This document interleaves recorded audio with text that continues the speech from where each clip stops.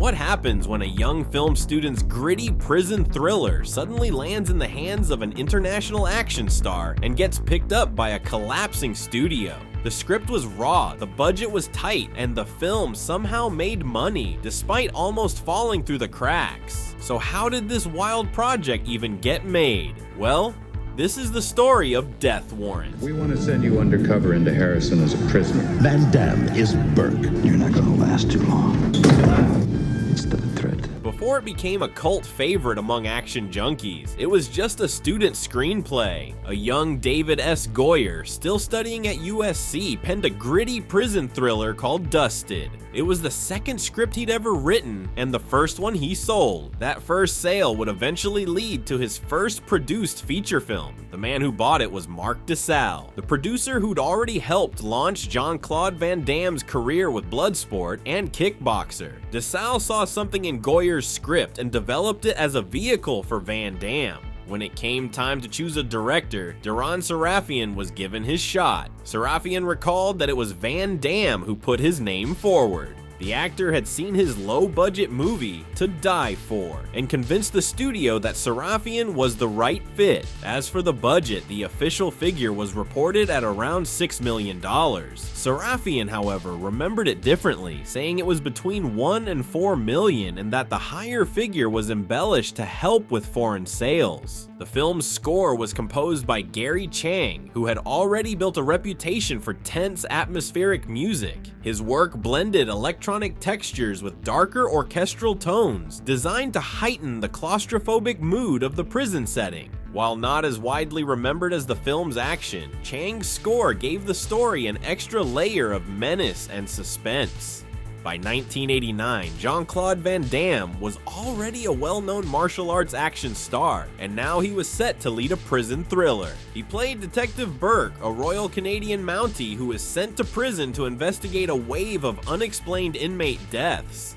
The supporting cast brought some strong players to the table. Robert Guillaume was cast as Hawkins, Burke's ally on the inside. Cynthia Gibb played attorney Amanda Beckett, the film's female lead, while Art LaFleur appeared as Sergeant DeGraff. For the villain, director Deran Serafian resisted the idea of casting a big name and instead pushed for Patrick Kilpatrick, who he felt brought a fresh and unpredictable energy. Kilpatrick landed the role of Christian Naylor, the Sandman, a psychotic killer whose presence would give Van Damme one of his most memorable adversaries. It's a promise. He's got the toughest job a cop can do. Production on Death Warrant began in late 1989, primarily in Los Angeles. To give the film some authenticity, Serafian and Goyer toured real facilities like Leavenworth and San Quentin. The prison itself was stitched together from a patchwork of real locations and constructed sets. The basement of the now-defunct Ambassador Hotel provided the laundry room, kitchen, and staff dining hall, doubling as the penitentiary's interior. Upstairs, Pretty Woman was being filmed at the same time, creating the surreal image of Van Damme's prison thriller unfolding in the same building as Julia Roberts' rom-com. A large custom cell block was built in a Los Angeles warehouse, with additional scenes shot at the abandoned Lincoln Heights jail and on sound stages at Occidental Studios. For the climactic battle with the Sandman, production moved to a massive LA power plant, where the fiery boiler room finale was shot in just one day. One of the key behind-the-scenes clashes centered on how much martial arts Van Damme's character should display. Serafian initially wanted Burke to play more like a traditional cop. Van Damme disagreed, insisting his high kicks were what audiences came to see. He won that argument, and the finished film reflects it. He also pressed for a few slow-motion moments, like the Sandman being shoved into the furnace, which Serafian had resisted but ultimately included. Van Damme's influence extended into post-production as well. He sat in on editing sessions, urging the director to shorten shots to sharpen fight rhythm. Serafian later admitted Van Damme's instincts taught him valuable lessons in pacing action scenes. Patrick Kilpatrick's work as the Sandman was equally grueling behind the camera. He wore a guard's jacket so he could hide pads underneath during fight scenes, which also suggested his character had killed a guard on the way in. To make the Sandman visually unsettling, portions of Kilpatrick's head were shaved and his eyebrows bleached, a look producer Mark DeSalle suggested. Kilpatrick took it further with performance tricks, using menthol in his eyes to keep them constantly watery and pounding caffeine so he looked twitchy and psychotic. Most of the fight work he did himself, except for the fire gag. His double Shane, who later passed away, handled that. The rest Kilpatrick endured, often in 18-hour days on unforgiving concrete floors. His memories of Van Damme reflected both tension and respect. He described him as a man who could be your best friend one minute and a petulant child the next, but ultimately generous and collaborative, especially when it came to staging fights. Decades later, Kilpatrick admitted he's still recognized for the role, proof that the Sandman's unnerving presence left a mark on audiences. Bring me a dream, Burke. Bring me a dream.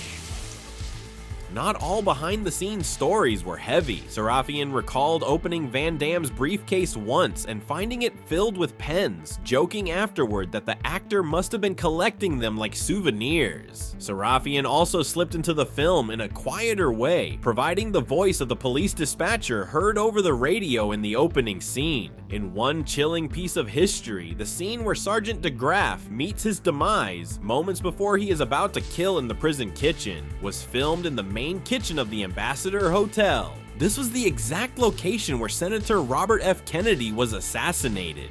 The film had also gone through a title change just a few months earlier. The original title Dusted was dropped and was retitled Death Warrant, a move clearly aimed at giving it more punch in the marketplace. You're a dead man. His cover has been blown. What are you doing in my prison? After production wrapped, Death Warrant hit a wall. The film was being delayed while Canon Films and MGM fought over who would handle distribution. Eventually, MGM took control, but they initially considered dumping the film straight to video, unsure if a prison-set thriller without a tournament hook could draw a theatrical crowd. But then Lionheart hit. Van Damme's latest had proven his box office draw wasn't a fluke, and MGM suddenly saw potential in his name alone. With that momentum in mind, they reversed course. Theatrical it was, and it performed solidly for a modestly budgeted action picture. It debuted in the top 3 at the US box office with a take just under $5 million, and by the end of its run, it had earned more than $16 million domestically. With international sales included, the worldwide total reached about $46 million. Financially, it was a clear win and another confirmation of Van Damme's growing bankability. Critically, the reaction was far less enthusiastic. Contemporary reviews described the story as formulaic, with the prison mystery plotline quickly turning predictable. The villain and overall narrative were often written off as pulpy B-movie material. Still, reviewers acknowledged the film's energetic fight sequences and atmosphere, and the Los Angeles Times even pointed to Van Damme's expanding appeal, calling him a successor to Chuck Norris among action stars. In later reassessments, the film has been noted as one that punches above its weight by mixing martial arts with prison suspense. Its reputation has held less as a critical success and more as a fan favorite, remembered not just for Van Damme's presence, but also for its historical place as David S. Goyer's first produced screenplay. Let him go. Let him go. School is city. Like many action titles of its era, Death Warrant found a second life in the home media market. After its theatrical run, it was issued on VHS in the early 1990s, giving fans a way to revisit Van Damme's prison thriller outside theaters. A DVD followed in the 2000s, making the film more widely accessible at the height of the format's popularity, though with little in the way of bonus material. The first real upgrade came with a Blu-ray release in 2012, which put the film in high definition, but offered only the basics. That changed in 2020 when boutique label Scorpion Releasing delivered a special edition Blu-ray. Since then, Death Warrant has remained in circulation through reissues and digital platforms, ensuring it never strayed too far from fans' shelves. So how did this wild project even get made? Because Van Damme wanted it, the producers pushed it forward, and no amount of turbulence behind the scenes could stop a marketable star at the height of his ride. And while Van Damme was securing his place in the action world, another martial artist broke through a couple of years earlier with a film that launched an entirely new career. Next time, we'll look at Above the Law. Thanks for watching, and don't forget to subscribe for more awesome content.